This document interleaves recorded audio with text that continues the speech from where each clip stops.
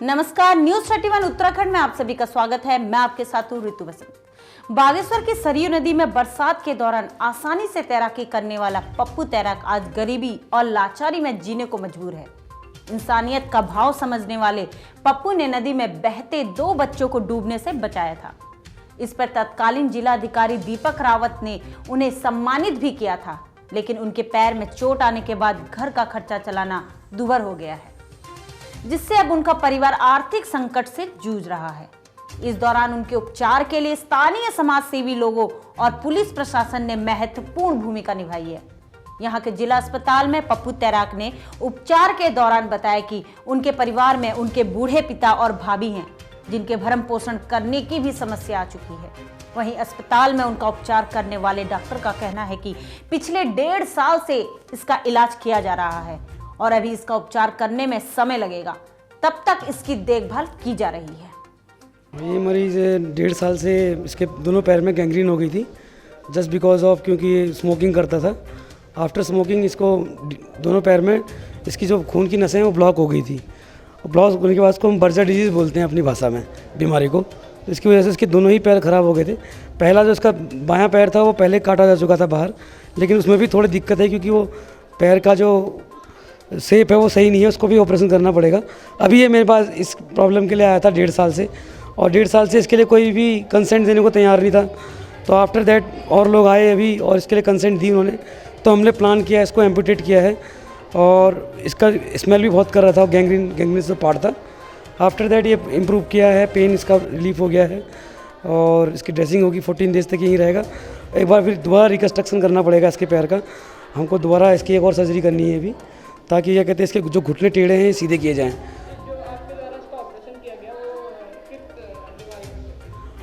इसका जो पैर था नीचे गैंग्रीन था, जिस पैर में दाएं पैर में गैंग्रीन की वजह से इसका पैर धीरे धीरे ऊपर की ओर सड़ रहा था और अंदर इसको सेप्टिसीमिया हो रहा था, मतलब इसके अंदर सेप्टिक शॉक के सिम्टम आ रहे थे। तो उसको इस वजह से इसका पैर काटना ज़रूरी था, इसलिए हमने इसका पैर काटा और एम्पुटेट किया उसको। और उसके बाद अभी इसको चलवाना है, तो रिहेबिलिटेट करना है। उसके लिए हमको इसको पैर एक बार घाव सूख जाए तो इसको जूते देंगे ताकि ये चल सके आगे को।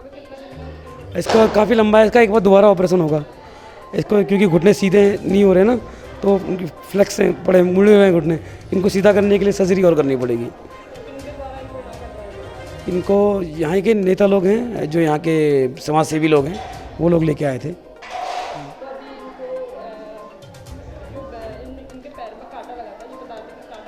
कांटा नहीं है, ये स्मोकिंग के द्वारा होने वाली बीमारी है।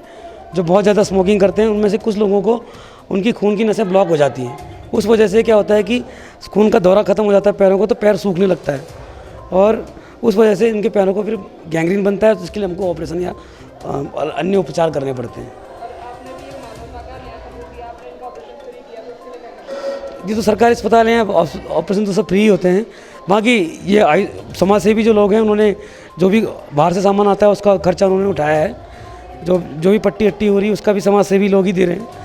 और इसकी तीमारदारी के लिए भी रखा है उन्होंने एक मरीज़, क्योंकि बहुत ज़रूरी है एक तीमारदार होना इसके साथ। मर भी जाऊंगा 2-3 साल में, जब तो अभी भी जी रहा हूँ। जिधर मेरे को बचा दिया वही पुराने ने बचा रखा है। जिनका नाम आ रहा है उनको मैं पूछूंगा, सब करूँगा। और तैराकी में फिट था मैं, फुटबॉल हो, आदमी को बचाना, ये करना। दरोगा साहब जानते हैं मेरे को, दरोगा साहब ने मेरे को पूरा सेवा दी। अब इसके में बाकी मैं कुछ कहना नहीं चाहता। हल्द्वानी में आपूर्ति विभाग द्वारा कोरोना के संक्रमण को लेकर मंडी परिसर में फूड कंट्रोल रूम बनाया गया, जहां से शहर में असहाय और गरीब श्रमिकों एवं लॉकडाउन में फंसे हुए लोगों की सूची बनाकर राशन किट उपलब्ध कराए जा रहे हैं। इस विषय में जिला पूर्ति अधिकारी मनोज वर्मा से हमारे संवाददाता संजय प्रसाद द्वारा जानकारी ली गई। देखिए ये रिपोर्ट।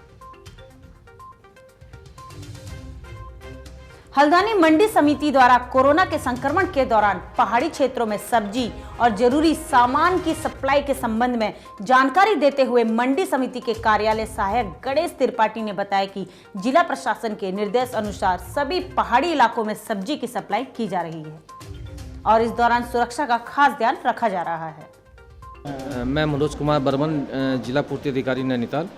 वर्तमान में हमारा जो मंडी परिषद में ई नाम की एक बिल्डिंग में जो है हमारा कंट्रोल रूम बना है, फूड कंट्रोल रूम बना हुआ है, जहाँ पर हमने 2 जो है टोल फ्री नंबर हमने लगवा रखे हैं। इसके अलावा हमें इंटरनेट की व्यवस्था भी कर रखी है।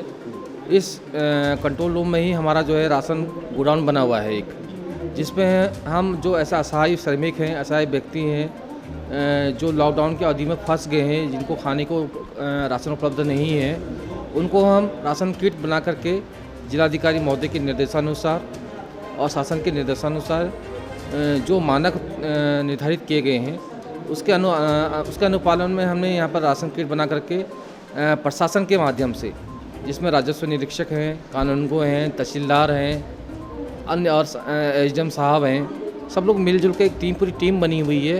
वो टीम के माध्यम से जो प्रत्येक वार्डों में जो है सर्वे की जा रही है, सर्वे के अकॉर्डिंग जो है उस जो सूची हमको प्राप्त हो रही है उसके सापेक्ष से जो है हम लोग यहाँ पर उनको किट उपलब्ध करा रहे हैं।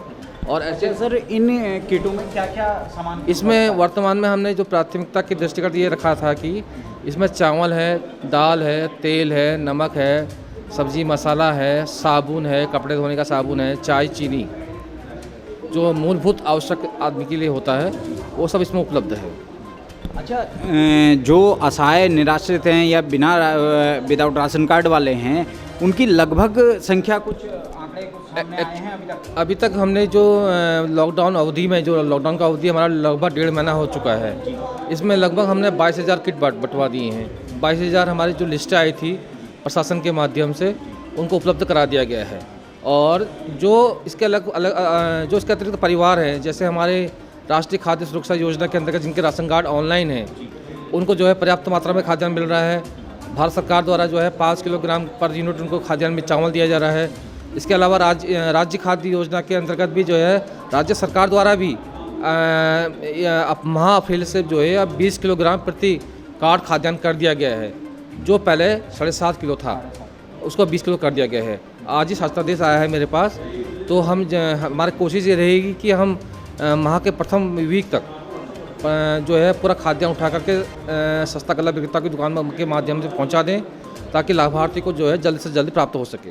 सर, यहाँ पर जैसे हमारे जिला प्रशासन के आदेश के अनुसार हम मंडी को जो है सुबह खोल रहे हैं, उसके बाद दिन के समय से मंडी बंद कर दे रहे हैं।